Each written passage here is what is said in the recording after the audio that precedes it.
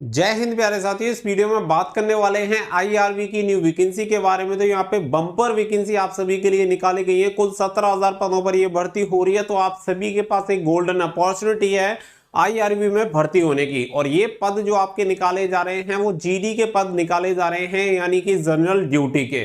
पूरी इंफॉर्मेशन आप सभी को मैं दूंगा। साथ ही मैं उम्मीद करता हूं कि आप सभी को आईआरबी के बारे में ऑलरेडी पता होगा। अगर नहीं पता है तो आप सभी को बता दें कि यूनियन होम मिनिस्ट्री के अंडर ये काम करता है और स्पेशल सिचुएशन के लिए इसे बनाया जाता है। तो यहाँ पे पूरी जानकारी मैं आप सभी को देने वाला हूँ, क्योंकि आप सभी को बता दें कि हाल ही में एमएचए की तरफ से दिए गए आदेश के अनुसार यहाँ पे टोटल 5 नई यूनिट बनाई जानी है, जिसमें लंबे समय से खाली चल रहे पदों पर भर्ती होनी है, जिसमें आप कुल मिलाकर 17,000 पदों पर यह भर्ती हो रही है। तो पूरी जानकारी इस वीडियो में आप सभी को मिलेगी। अगर आप चाहते हैं आईआरबी में भर्ती होना तो पूरी इंफॉर्मेशन को लास्ट तक ध्यान से जरूर देखें, क्योंकि ये ऑल ओवर इंडिया कैंडिडेट के लिए भर्ती होती है, जिसके लिए मेल एंड फीमेल दोनों कैंडिडेट अप्लाई कर सकते हैं।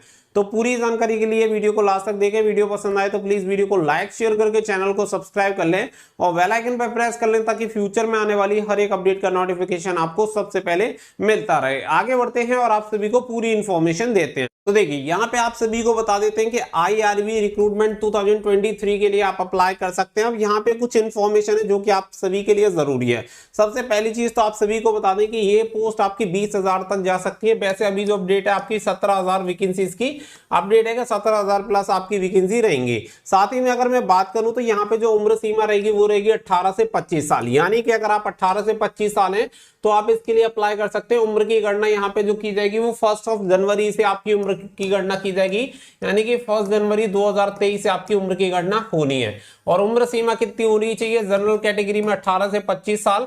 अगर आप ओबीसी हैं तो 3 साल की छूट मिलेगी, 18 से 28 साल तक आप आवेदन कर सकते हैं।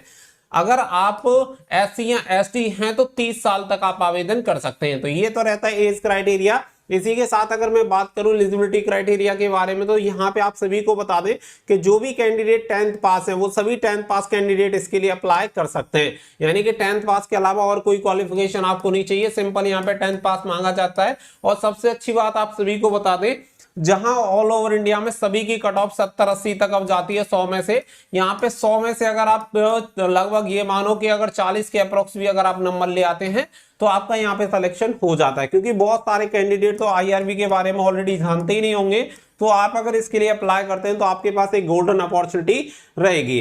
अगर मैं बात करूं यहाँ पे एप्लीकेशन फीस के बारे में, तो यहाँ पे एप्लीकेशन फीस आप सभी की देखिए, अगर आप जनरल ओबीसी और ईडब्ल्यूएस कैंडिडेट हैं तो 100 रुपीज आपको फीस पे करनी होगी। बाकी का अदर कैटेगरी में निल रहता है, यानी कि कोई भी एप्लीकेशन फीस आपको पे नहीं करनी है। इसके अलावा बात करें यहाँ पे कि सिलेक्शन प्रोसेस क्या होता है, तो देखो सबसे पहले आपका होता है पीएमटी यानी पीईटी, यानी कि आप ऐसे समझ लो कि फिजिकल आपका होता है सबसे पहले।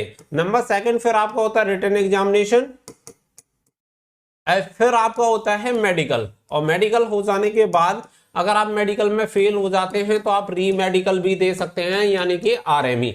तो ये आपका है सिलेक्शन प्रोसेस।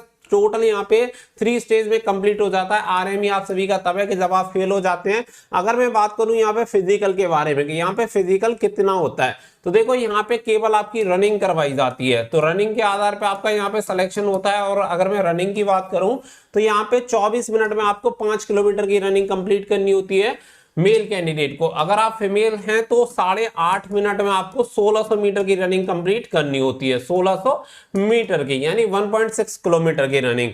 अगर बात करें आपकी कि यहाँ पे हाइट कितनी चाहिए, तो देखिए अगर आप मेल कैंडिडेट हैं तो आपकी हाइट होनी चाहिए 170 सेंटीमीटर। अगर आप फीमेल हैं तो आपकी हाइट होनी चाहिए 157 सेंटीमीटर। वहीं पे कुछ एसटी कैटेगरी को यहाँ पे छूट दी जाती है, जैसे एसटी कैटेगरी है तो 165 तक अप्लाई कर सकते हैं।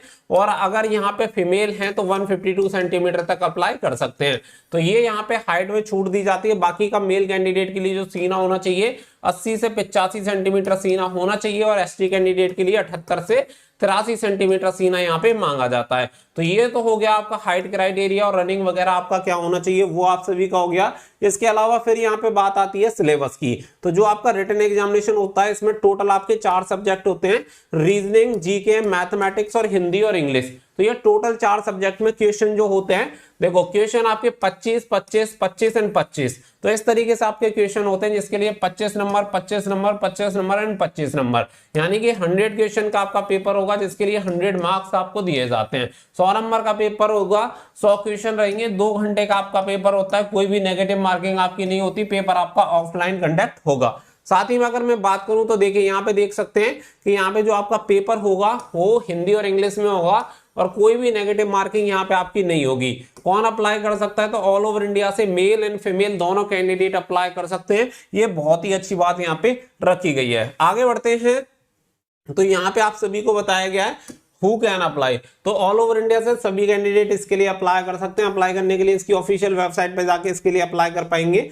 अगर मैं बात करूं कि यहाँ पे आप अप्लाई कब से कर सकते हैं, तो एक्सपेक्टेड डेट की यहाँ पे अगर हम बात करें तो अगस्त 2023 तक इसकी जो वैकेंसी होंगी वो रिलीज हो जाएंगी और 30 दिन का समय मिलेगा आपको फॉर्म अप्लाई करने के लिए। ऑनलाइन आप इसके लिए अप्लाई कर सकते हैं, तो बहुत ही अच्छी एक अपॉर्चुनिटी रहेगी आप सभी के पास, क्योंकि इससे बम्पर वैकेंसी आपको देखने के लिए नहीं मिलेंगी, क्योंकि इसका नोटिफिकेशन